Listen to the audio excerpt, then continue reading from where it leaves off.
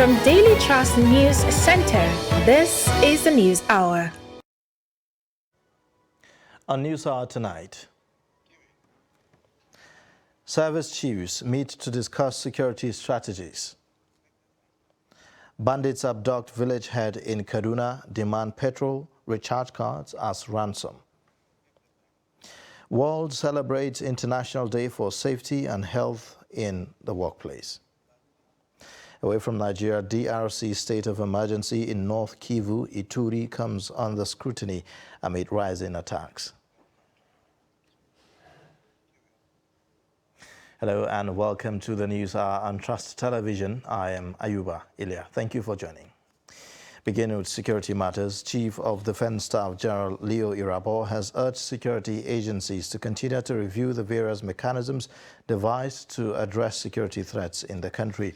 General Irabor spoke on Thursday when he paid a courtesy visit to the Nigeria Police Force headquarters in Abuja in a bid to boost interagency synergy between the military and the police.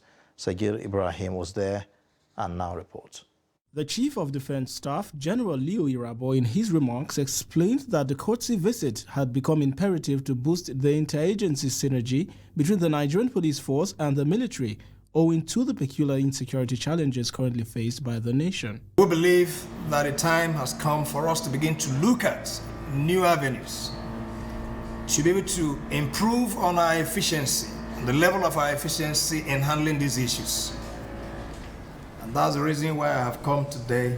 He also called on the Nigeria Police Force to rise up to the occasion by adopting new methods of addressing security-related issues. The IG, along with his team, have done incredibly well within limits, of course, of the issues and resources available in terms of manpower, and of course, in the light of the challenge and the space within which we are operating. Threats all over the world remain very dynamic. And in our space, Nigeria, there are transformations of these threats in various dimensions. And so what it requires is for us to continuously review the mechanisms of addressing them. The Inspector General of Police, Usman Alkali, in his response, assured the Chief of Defense Staff of the full cooperation of the police and expressed optimism towards the return of the military to its statutory responsibilities. The Nigerian Army or the Nigerian military can come to the assistance of the civil authority or the civil police, which I like to call national police, in terms of securing this country. So also the Nigeria Police also has mandate constitutionally and also in our own Police Act to even call upon to perform military duties. And therefore, I think we are sisters, brothers, and at the same time, we have the same father and mother.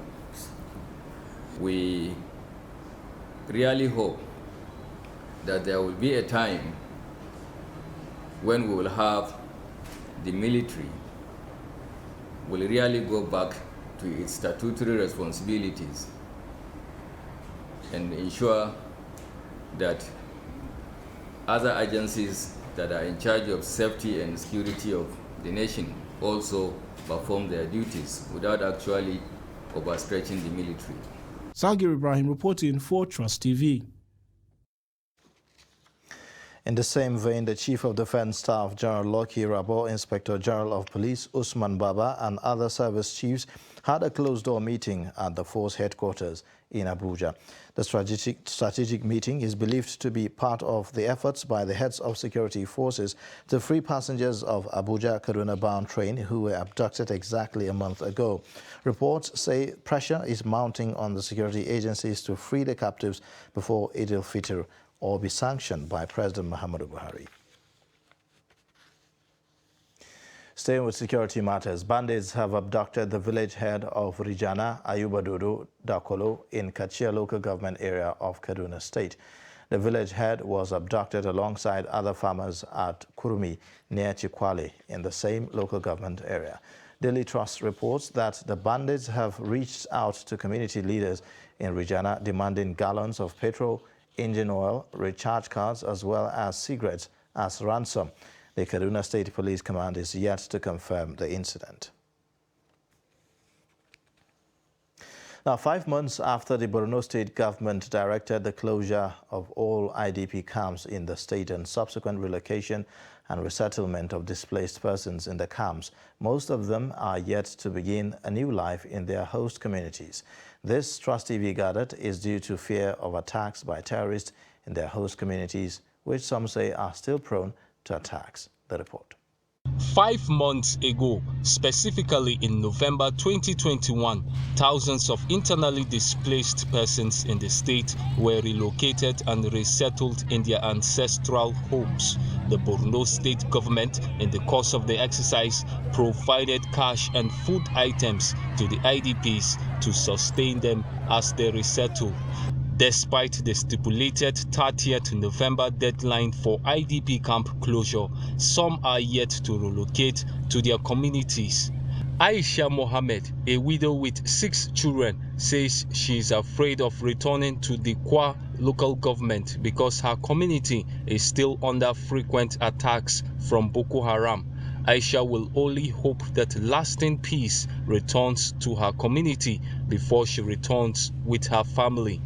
A garinmu din ngayisa Boko Haram ne tana zama a can din. Go back to my village? I can't do such a thing. Boko Haram are in the bush. They still live in my village. That's why I can't go back there. All I want is if the government give us food and let us continue to live here. If we go back, we don't have a place to stay. IDPs of Konduga, Bama, Mafa, Marte, and Monguno have shelter and houses to live in, except Dikwa. Even some who returned came back recently because the town is not safe. If the government can do the needful, provide us conducive place to continue our life where we can farm and do business. The governor has not yet compensated us to leave the camp, just like other camps were given money and relief materials. When we have these things, who are we to remain here? The state government said it's aware of these threats in vulnerable communities and strongly discourages IDPs to relocate to such places. We have another tool, what we call vulnerability profiling. That one we are trying to see, we resettle quite a number of IDPs in different IDP camps in Maiduguri and Jere. So now our concentration, we are doing a lot of follow-ups. So, and from the follow-up, we discovered that there are few settlements that we don't want to encourage, spontaneous settlements as a result of the closure. It's like local integration into the host community, but this is not the one that we want. There are 28 IDP camps in Borno State. So far, more than 90,000 IDPs have been resettled in their communities. 8 years after the initial kidnapping of the Chibok schoolgirls, Nigeria has failed the more than 100 girls still in captivity. The incident was described by observers as a major embarrassment to the then administration due to its lethargic response. It is, however, more disturbing today how these young, promising ladies are left to the mercy of their abductors. In this report, Fatima Karai walks us down memory lane in sad remembrance of the forgotten schoolgirls. The report. Raped, beaten, tortured, and lived days without food were some of the terrors these innocent schoolgirls had to endure for no faults of theirs. Since their abduction 8 years ago, life in this small unknown community, Chibok in Borno State, has been difficult and unbearable without their daughters. This small community has no electricity, no good roads, and no health facility, yet it has to carry the heaviest burden on its fragile shoulders. Rachel Daniel is one of the parents of the schoolgirls still in captivity. She says although she is thankful for those girls that returned home, she feels that the government can do more to bring the remaining students back to their families. This thing has affected my health. I am on drugs now. I never thought I would be able to sit like this. It has really taken a toll on my life. I'm begging the government to please help us so that we can reunite with our children. Since the incident, Chibok and the region have witnessed attack and destruction that has damaged the people both physically and mentally. And this evil act had slowly spread to the other parts of the country, forcing many schools to close. According to Amnesty International, more than 1,500 children have been kidnapped, and reports from UNICEF indicate that about 1 million school children are afraid to go to school as a result of violence. Dorcas Musa was among many girls kidnapped in Baga local government area of Borno State in 2014. They were rescued by the Nigerian military after spending more than a year in terrorist Sambisa enclave. Dorcas considered her life ruined, and government has not been able to secure justice for her. This is not life. We suffered in the hands of the terrorists. I have been raped. Now I have a daughter, and there is no help from any quarters. A non-governmental human rights organization in Maiduguri speaks. What baffles me is that people are just focused on the return of extremists who are coming back in thousands. How do we rehabilitate them? How do we reintegrate them? Then how do you rehabilitate and reintegrate and then cater for those, the offsprings that these people have come back with without any responsibility to them? For this mother and many like her, will they ever be united with their children? And for this young woman trying to pick up the shattered pieces of her life, she said it is difficult, but takes one day at a time. This is a desperate cry for help and for justice. This is a cry for those parents that have no voice. So remember the 109 Chibok schoolgirls and many more. Fatima Arai, Trust TV News. An instructor with the Nigerian Army Battalion in Gaidam, Yobe State, Lance Corporal Jibrin, has committed suicide. He took his life after he was arrested for allegedly conniving with Boko Haram insurgents who attacked Yobe communities recently. Jibrin, who disappeared from his duty post a few days ago, was said to have been sighted among Boko Haram terrorists that attacked Gaidam town last week. Military sources said that the soldier was tracked by Army Intelligence Unit and was found in Gashua, some 100 kilometers from his duty post on Tuesday. When contacted, Army spokesman, headquarters of Sector 2 Operation Hadinkai, Damaturu, Lieutenant Kennedy Anyao, confirmed the incident. Nasarawa State Command of the Nigeria Police has arrested 50 suspects over alleged offences of kidnapping, homicide and cultism, among others. State Commissioner of Police Adeshina Shoemi disclosed this while parading the suspects in Lafia. Abubakar Abdullahi was there. Parading the suspects before journalists, the State Police Commissioner Adeshina Shoemi said they were arrested at different times after committing the alleged offences in different parts of the state. He said among the suspects is one David Ban, who is alleged to have killed 29 cows and sheep through poisoning. The ugly occurrences threw the community into panic. Consequently, police detectives attached to Kadako Division, acting based on credible information, arrested one David Bam, 50 years, of Adabu village in connection to the offense.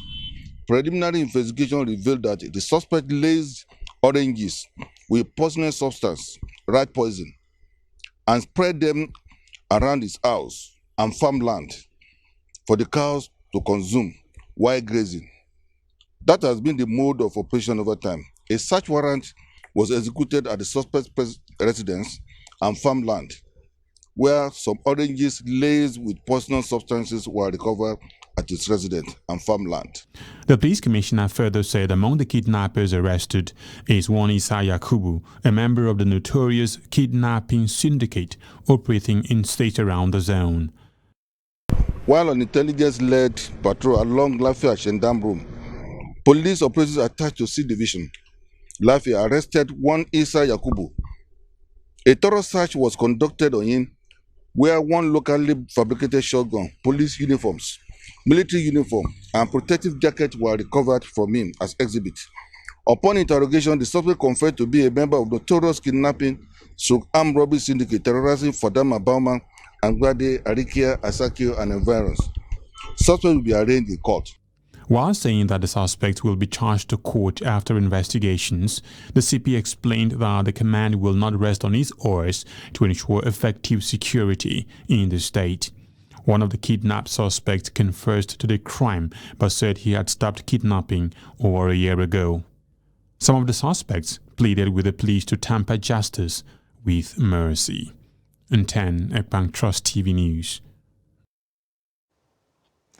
A member of the National Youth Service Corps NYSC deployed to Abuja, Stephanie Seyembe Terungwa, have been found dead. She was reported missing before her corpse was found in Abuja. The NYSC Director of Press and Public Relations Officer Eddie Megwa disclosed this in a statement on Thursday. Megwa said the body of the late Corps member was found in NYSC khaki trouser with the face defaced beyond recognition. At least 113 cattle were rustled and 2 herders injured during a renewed attack around Parak village in Tahu ward of Basa local government area of Plateau State. Chairman of Gang Allah Fulani Development Association of Nigeria in Basa local government, Abubakar Abdullahi Buba, said 6 cattle were also shot dead by the rustlers. Spokesperson of Operation Safe Haven, a multi-security task force maintaining peace in the state, confirmed the incident, explaining that Sector 3 of Operation Safe Haven has contacted the 2 groups and some cows have been recovered while amicable settlement is ongoing. He urged them not to take the law into their hands as efforts are on the way to arrest the perpetrators. You're watching the News Hour on Trust Television. Coming up after the break. Donkey business in Mayadua market. Details and more coming shortly. Join us again.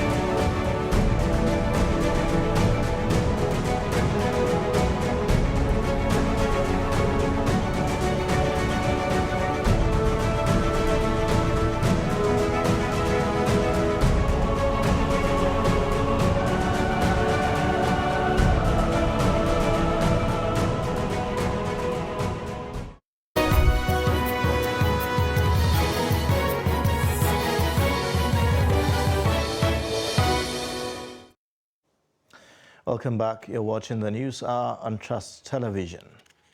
Here's a look at the top stories again. Service chiefs meet to discuss security strategies. Bandits abduct village head in Kaduna, demand petrol recharge cards as ransom. Now moving on, Governor Aminu Waziri Tambol of Sokoto State has accepted the resignation of 13 key portfolio holders in his administration. The Secretary to the State Government, Saidu Umar, and the Chief of Staff, Mukhtar Umar Magori, have both tendered their resignations, while 11 commissioners have also indicated their desire to quit the Sokoto State Cabinet. The commissioners are resigning their appointments to contest for various elective offices. A press statement signed by Mukhtar Umar Magori, Special Advisor, Media and Publicity to the Governor, confirmed the resignations. Governor Tambol is also aspiring for an elective position as President of Nigeria. Some presidential aspirants under the platform of the People's Democratic Party have taken their consultation to members of the National Working Committee of the party ahead of the presidential screening exercise scheduled for Friday, April 29, 2022 in Abuja. The chairman of the NWC, Yocha Ayu, assured aspirants of transparency, level playing ground, as well as support that is in line with the tradition of the party. Trust TV's Aisha Salihu has more. Ahead of the People's Democratic Party's National Convention, chairman and members of the National Working Committee welcome the party's presidential aspirants at the Wadata House, the National Secretariat of the People's Democratic Party in Abuja. The screening of aspirants is one critical part of activities leading up the nomination of flag bearers for the party. The presidential aspirants understand this. Hence, they are leaving no stone unturned in their quest to claim the presidential ticket for the party. They have come to consult the National Working Committee of the party, which will midwife the process leading to the emergence of the presidential flag bearer. Former Vice President Atiku Abubakar is not new to the intrigues of this process. He reiterated the agenda in his declaration speech and urged the chairman and members of the National Working Committee to deploy the best leadership skills in order for the best candidate to emerge. After you have achieved unity and you have achieved peace, the next is to deal with the economy. And you know, Mr. Chairman, and very many of your colleagues here on the National Working Committee know that when we came into office in 1999, we actually met a similar situation like we have today. Nigeria was indebted, we had no foreign reserves, our economy was in shambles. Mr. Chairman, and very many of you here who are in that government know that by the time we left Nigeria in the most healthiest economic position. Meanwhile, the first and only female aspirant of the party at the moment, Tarioba Oliver, harped on the need to harness opportunities in security, electricity and technological advancement for benefit of the electorates. It's an opportunity for women to go get their PVC, stand by your votes, and your vote this time around is going to count. So the chairman, Yocha Ayu, responding on behalf of the National Working Committee, noted that building internal democracy has been at the forefront of the party since its inception 24 years ago, and assured the aspirants of neutrality in the process to ensure that the party puts her best foot forward. You have to market yourself, you have to work hard. This National Working Committee, for now, will remain an umpire. We are not going to take sides with any particular candidate, but we love you all. With the submissions of some of the presidential aspirants of the People's Democratic Party at the Wadata House, the also contributions of the chairman and members of the National Working Committee of the party is ensuring that come 2023 presidential election, the party is going to be gender inclusive, where all genders will have equal right to contest, and whoever emerges the winner at the primaries, the party is giving its full support to that particular candidate for the presidential election. Aisha Salihu, Trust TV News, Abuja. Now, in what seems like a family and friends affair, associates of political aspirants are the ones allegedly raising funds to pick candidates of their choice. 50 million naira was contributed on Thursday to enable former Commissioner of Information in Plateau State, Patrick Dakum, join the contest for the seat of the governor. Trust TV's Shafiu Suleiman gives us the details. Crowdfunding has become an alternative to enable aspirants raise fees for nomination and expression of interest forms of political parties. These crowdfunders, for instance, say they are tasking themselves to raise money for what they call the Plateau People's Project. A lot of people contributed. Even the ordinary farmer in the village made his own little contribution, and his friends, which cut across this country, these walks of life, made their own contribution. And therefore, more than 200 people were able to put in this 50 million to pick the form for their own Dr. Patrick Sunday Dakum. It is not easy to come 50 million. It comes out 50 million easy. And other areas that the same result, they will God in our side. God has provided us. Overwhelmed by the gesture, Dr. Dakum expressed appreciation to the mobilizers for the crowdfunding that has secured the APC governorship forms. He is promising not to let them down in the quest for a peaceful, secure and prosperous plateau. I was shocked when I was shown the list in hundreds of people that have given contributions from 1,500 naira to 5 million. Those have been the range of people that have made their contributions. From people who have and people who seem not to have anything but have decided that this is a plateau cause, this is a plateau project, and they do not want plateau to miss one of the best.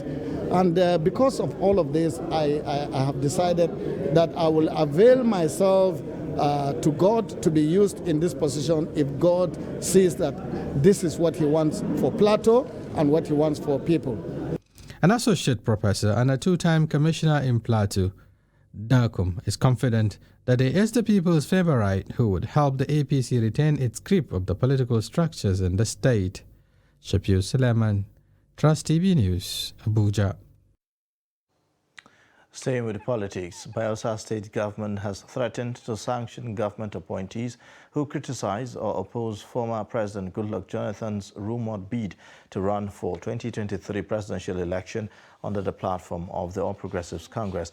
The State Commissioner for Information, Orientation and Strategy, Ayimbaina Duba, in a statement on Thursday, condemned Governor Doediri's Chief Press Secretary Daniel Alabra's social media post opposing former president's ambition.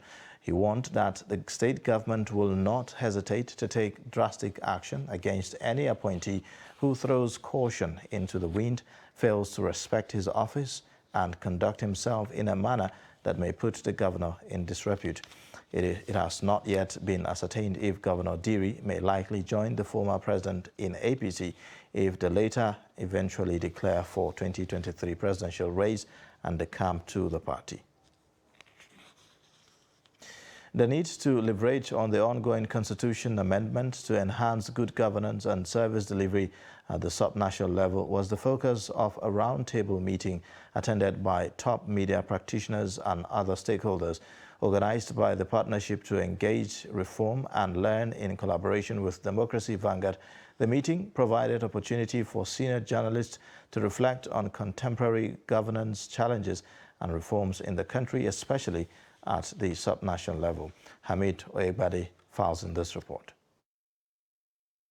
The National Assembly on the 1st of March passed the Constitution Amendment Bills granting autonomy to local government councils across the country.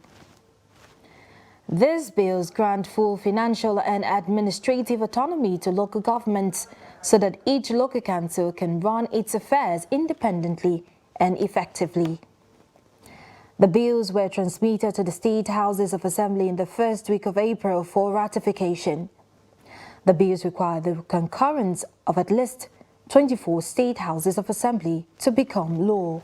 As part of efforts to raise awareness among citizens on the ongoing constitution amendment and educate them on the benefits of good governance at local government level, the role of the media in strengthening governance came to the fore at the round table. The managing director and editor-in-chief of the Guardian newspaper, Martins Oloja, urged journalists in the country to play the watchdog role effectively. So you see the issue here today about the local government. Local government is a failure in Nigeria, and that's supposed to be the most important, whether it is tier of government or level or whatever you call it. Because as Tip O'Neill, a former Speaker of House of Representatives in the United States, stated in a very graphic form, in a seminar way, said, all politics is local. Ambassador Jerry Ugokwe of Democracy Vanguard said devolution of power to local government level will aid good governance. We want power to be devolved to the local governments, i.e. the local government will have the autonomy, both administrative and financial, so that they will do the right thing for the people at the local government levels. The Chief of Staff to the Deputy Senate President, Dr. Otive Igbozo, said since most citizens live at local levels, real governance should happen at local government. We know that Nigeria is having huge challenges today. Challenges of security, challenges of infrastructure, challenges of public services like education, health and water. Now, if there is effectiveness at all levels of governance, especially at the local level, then these services will be provided to the people through policy, through budget and delivery mechanism. The head of governance, British High Commission, Sam Waldock, said UK is proud to support democracy in Nigeria and happy with the progress made on constitution reform. As part of efforts to support investigative journalism, a Nigerian-based online newspaper, Daily Nigerian, has organized a two-day training in Gombe State. The session, which focused on investigative journalism at the grassroots, was in collaboration with the Penn Light Center for New Media Innovation. Ibrahim Ismail reports. Speaking to newsmen, the project manager, Penlight Center for New Media Innovation, Muhammad Ahiru, said the training is tailored toward capacity building on grassroots investigative journalism for accountability.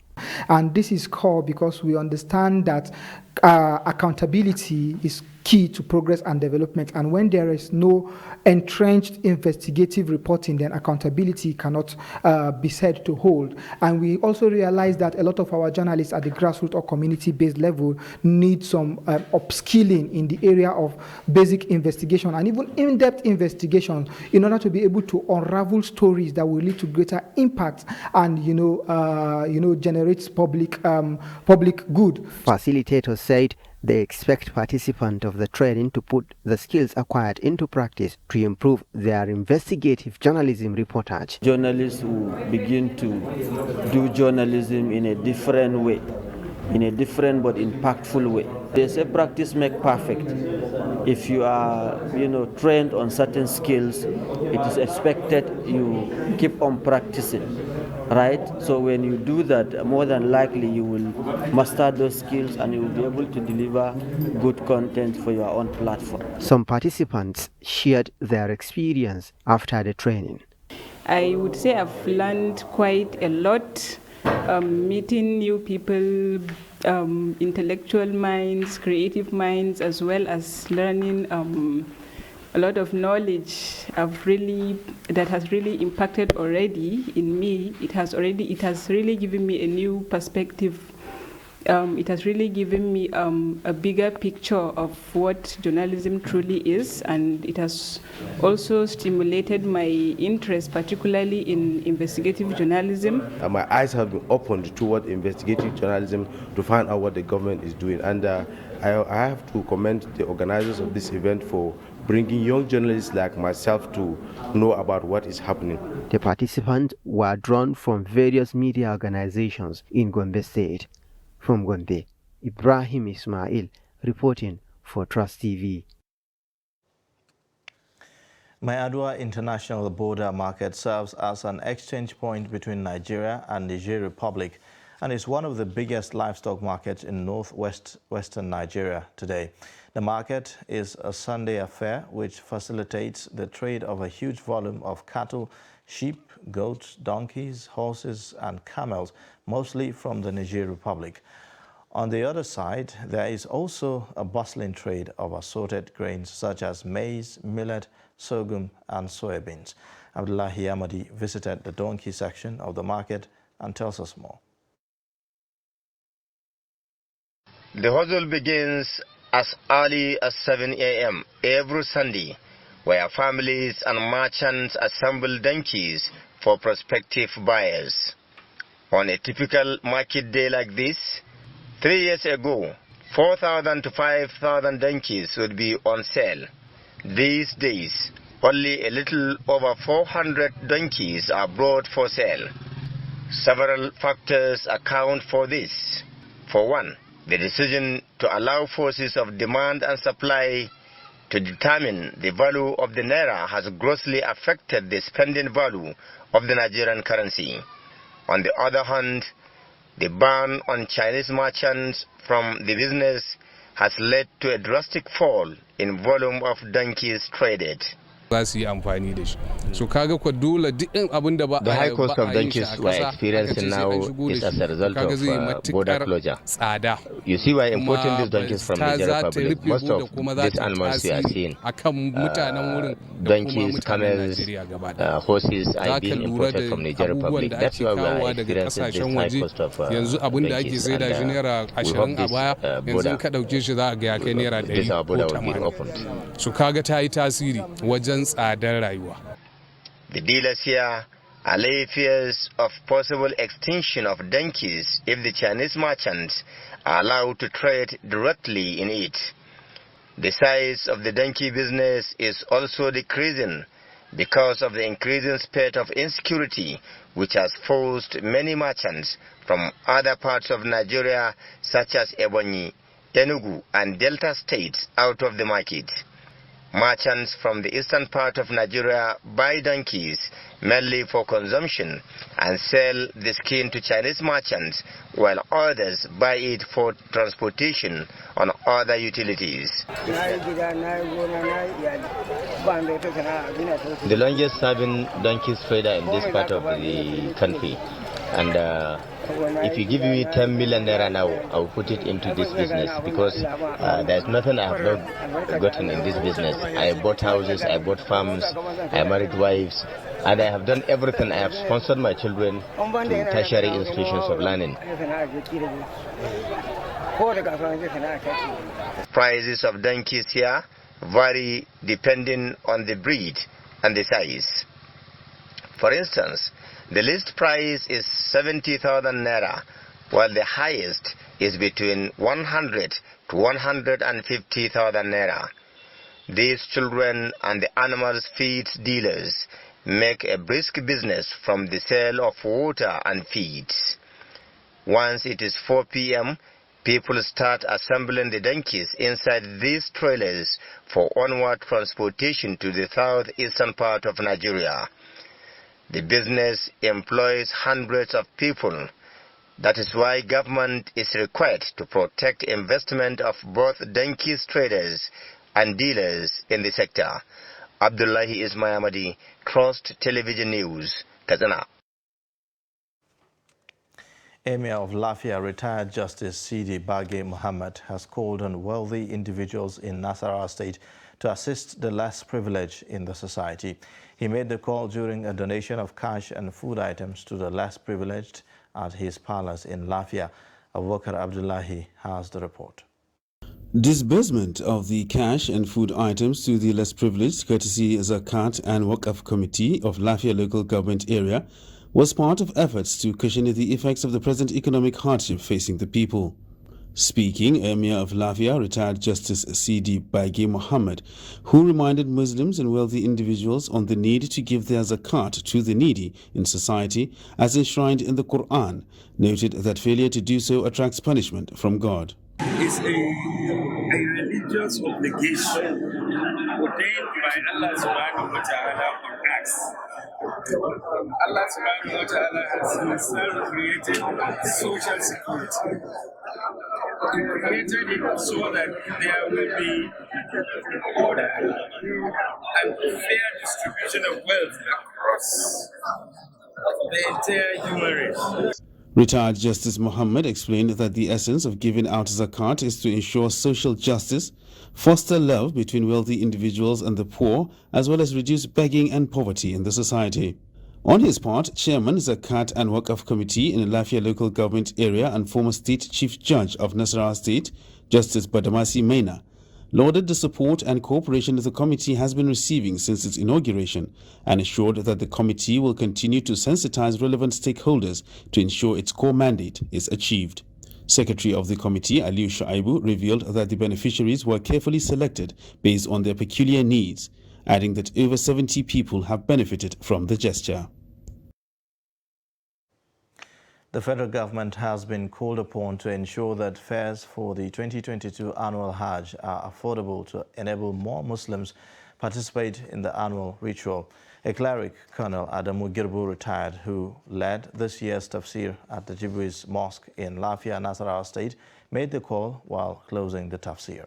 Abubakar Abdullahi again reports.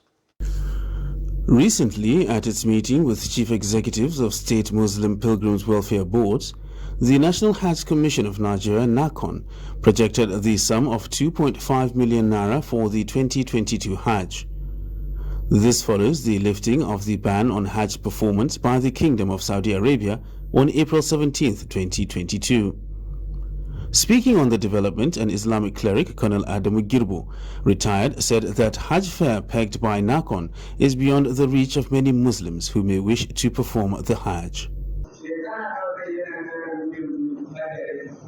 They are talking about 2.5 million naira for the sake of God. It will take how many years for poor person to accumulate this amount? We are begging the federal government with the voice of entire Nigerian Muslims to reduce the fare to enable many to visit the Holy Land to pray for the nation. At the Al-Makura Mosque, where Malang Abdullahi Aliu led the tafsir, the cleric urged believers to use the lessons learnt during the Ramadan to continue living in accordance with the teaching of Islam.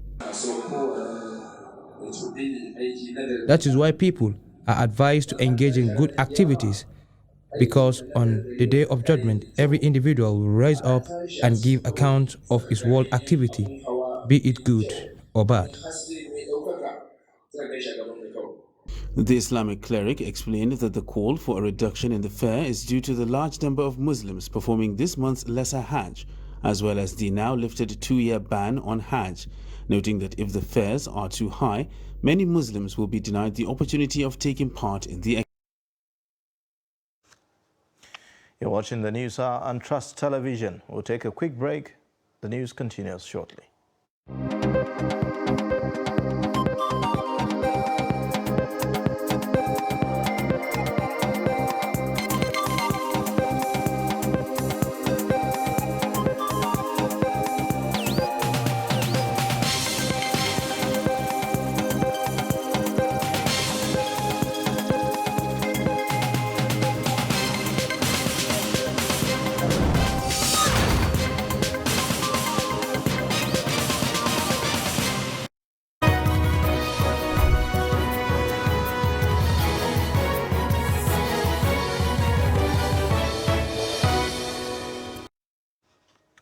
Thank you for staying. Now to some more stories.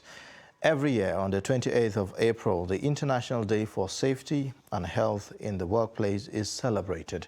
This year's celebration, with the team Act Together to Build a Positive Safety and Health Culture, focuses on enhancing social dialogue towards a culture of safety and health. Chiamaka Mwafo has the details.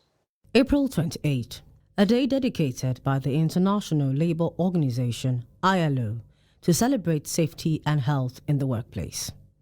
ILO began the observance of the World Safety and Health Day in the year 2003 to prevent accidents and diseases at work.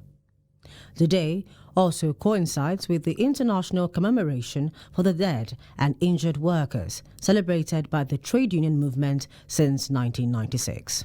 According to Alanza Giwa, head, Media Occupational Safety and Health Association, the need for safety goes beyond the workplace. Giwa, who spoke on Trust TV's morning show, Daybreak, added that all organizations are meant to have a health, safety and environment department. Work hazard can occur everywhere in your house. So the Day for Safety doesn't just emphasize this on just the workplaces, but if you're in your house and you're cooking, that is your office for the time being. Okay. If you're in your house, that's your work, because life, everywhere you go, there's need to safety. My boss always say that safety is not just something you do for a time. Safety should be a lifestyle, something you do consistently without relenting. For those who are working on a standard level, organizations need to have a HSC personnel, a HSC responsible, someone that is responsible for health and safety in an organization. And it's a shame that not every organization have that. Matter of fact, some organizations are not totally oblivious of what that entails. While explaining the roles of both employer and employee, Giwa said it was the duty of the Ministry of Labour to implement and enforce safety and health at workplaces in Nigeria. The Federal Ministry of Labour and Employment has the mandate. They have a Department for Occupational Safety and Health, which has a sole mandate to ensure the localization and enforcement of that. And although we are not really there yet, it's actually a call for them to step into action proper, so that we don't just have policies, but we have policies that are actually working. The employer in itself has a role, as I mentioned earlier, to ensure that people are adhere to the rules and regulations as it entails safety, to provide all the necessary means. But it doesn't end there. It has to do with the employee also enacting and adopting those rules. Barrister Ezekiel Ugochukwu is a legal practitioner. He tells us the position of the law in Nigeria as it relates to accidents in the workplace. He spoke in a telephone chat. We have laws guiding them here, and Labour Law, the Labour Act, accommodates the rights of employees. An employer has an obligation to ensure that the condition of the office, of the workplace, is in such a way that will not cause injury to the workers. If he fails in such duty, it can be held liable for failing his obligation to provide a safe place for workers. With the above in mind, how safe is your workplace for employees as an employer? And as an employee, do you adhere to the safety regulations? 3 people were electrocuted to death after a fault in a power transmission line in Gombe State. The incident involving more than 10 people happened at midnight in Tumfure within Gombe Metropolis. Ibrahim Ismail reports.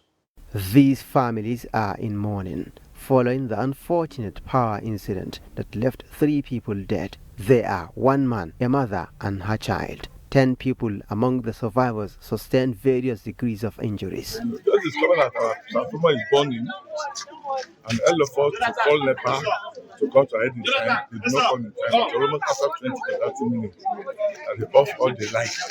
That's when the things subside. And we can easily enter to our houses to off our kettles that are already burning. That's what happened. Like me, I was about to go back to carry my gate key when my fridge hold me and throw me off. The other house opposite me, the fridge hold the woman and her daughter. It was a fire incident, fire outbreak.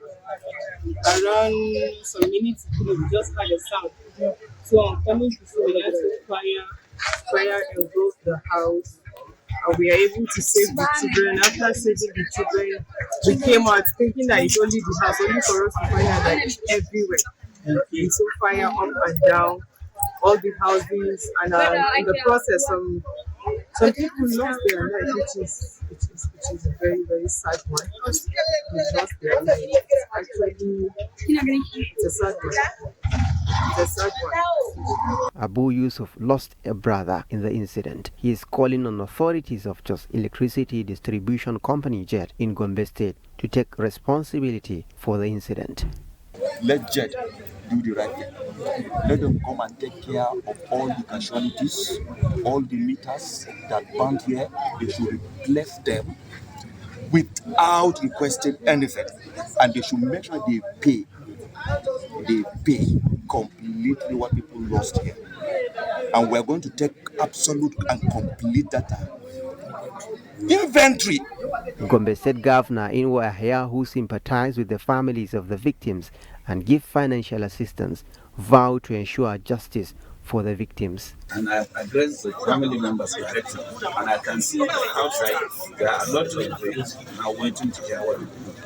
We promise that we shall pursue this case to the letter, and inshallah there will be no repeat of such a case. And I've asked the youth to calm down and await for the outcome of the security report. Residents of Tumfure, who attributed the incident to faulty power connection, said JET is responsible. When contacted, the management of Jos Electricity Distribution Company Gombe office said the incident was natural disaster. From Gombe, Ibrahim Ismail reporting for Trust TV.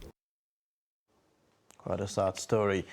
The Federation Accounts Allocation Committee says it shared a total of 725.5 billion naira as Federation account revenue for March 2022 to the federal government, states and local government areas. The 725.571 billion naira total distributable revenue comprised distributable statutory revenue of 521.169 billion naira and the distributable value-added tax revenue of 204,402 billion naira. According to FAC, the federal government received 277.104 billion naira. The state governments received 227.201 billion naira, while the local government councils got 167,910 billion naira. Now, we will now take a report, business updates by Chamong Dabeng. Take a look.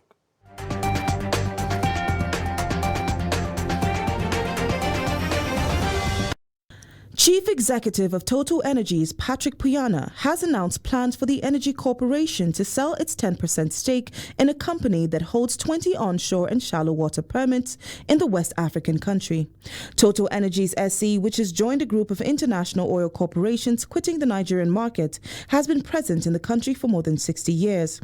As a result of this move, Total Energies may follow in the footsteps of two other international oil firms that have sold their assets and stopped doing business in Nigeria. The first was Royal Dutch Shell, based in the United Kingdom, in July 2021, only 1 month before President Muhammadu Buhari signed the Petroleum Industry Act into law. Ikeja Electric has launched a 24-hour metering scheme as it intensifies the rollout of 100,000 meters. The company's head of corporate communications, Felix Ofulue, said the meter asset provider MAP scheme provided a platform for customers who wanted to make payment to ensure that their premises were metered as soon as possible. Ikeja Electric said it had completed phase 0 of the national mass metering program and was leveraging on the MAP for the commencement of the next phase. He did, however, urge customers to avoid energy theft and meter bypass, emphasizing that anyone caught engaged in such illicit actions will be prosecuted in accordance with the power sector standards.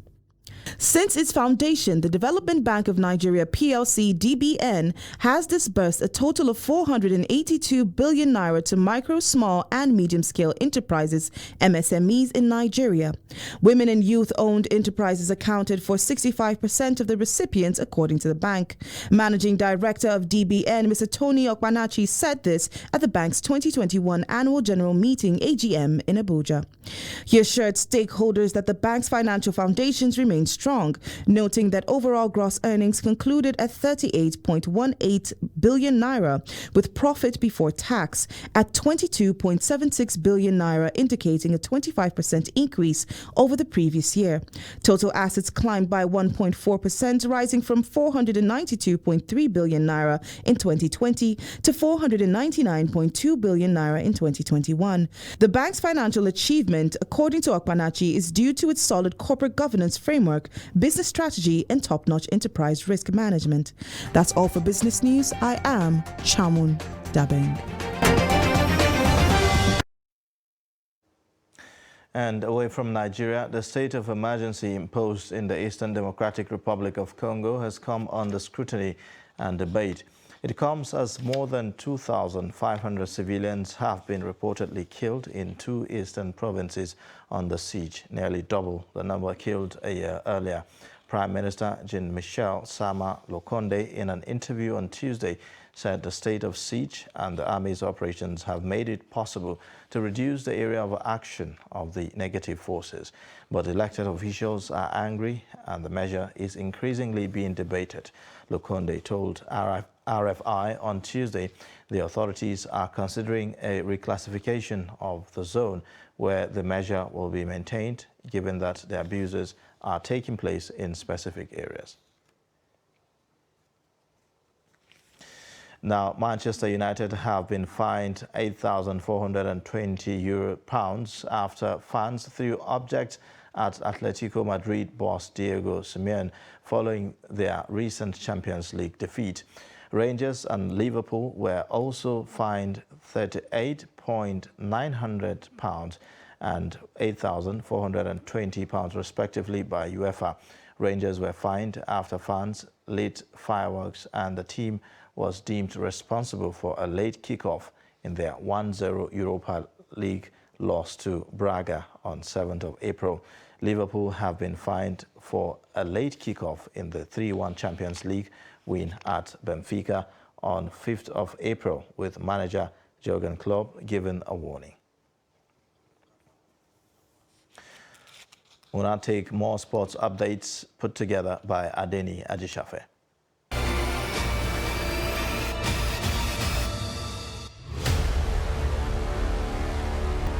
Former national team captain Azeez Ladipo has been appointed as general manager by Nigerian Rugby Football Federation (NRFF). Ladipo will be responsible for Nigerian rugby strategic plan and implementation of policy and technical department for the development of schools, boys and girls rugby games. Ladipo played rugby at under 14 level, made national team debut as a teenager at 2005 Rugby World Cup qualifiers against Cameroon in Lagos. Played for Cowrie Rugby Club before having stint with Chicago Blaze Rugby Club in USA. One of the most decorated Nigerian rugby player of all time, having won Super 16 championship for Nigeria in 2006 against Togo.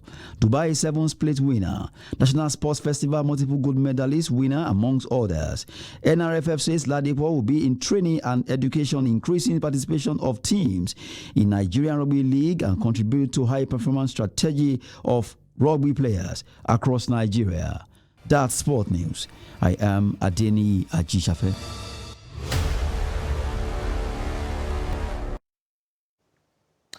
And with that, we wrap up the news hour on Trust Television. But you can watch more by connecting with us via our social media platforms and also subscribing to our YouTube channel. I am Ayuba Ilya. Thank you for watching.